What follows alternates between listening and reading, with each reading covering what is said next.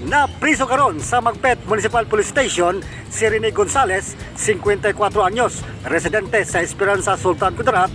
Human siya gidakop sa mga pulis tungod sa reklamong nagapamalit sa tindahan gamit ang peke nga kwarta.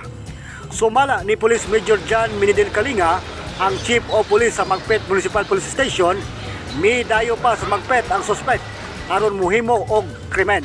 Nadakpan ni siya no, pinaagi po sa atong mga aktibo nga mga membro sa atong komunidad kay sa barangay Bagong Bayan na attempt siya nangila dito, nakapalit siya, pwede nakambyuhan siya, then pababa na siya, pagawas na siya, nihapit lagi sa barangay Noah.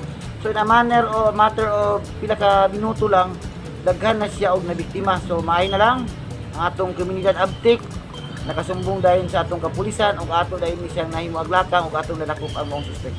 Modo sa suspect, mo palit sa tindahan gamit ang 1,000 piso bill nga peke, inig masinsilyohan na, mula kausap ginidayon aron mo palit na sab sa laing tindahan. Apan, wala makalusot kay nakasumbong dayon ang mga biktima sa mga pulis o nadakpan ang suspect. Siya ay kaso nga possession of counterfeit Philippine currency bill.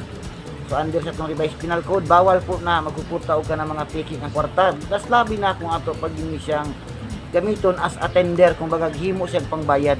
No. Naanay kumpirmasyon gikan sa Bangko Sentral ng Pilipinas nga peke gyud ang kwartang gigamit sa dinakpan nga gamit sa mga pulis sa pagpasaka og kaso.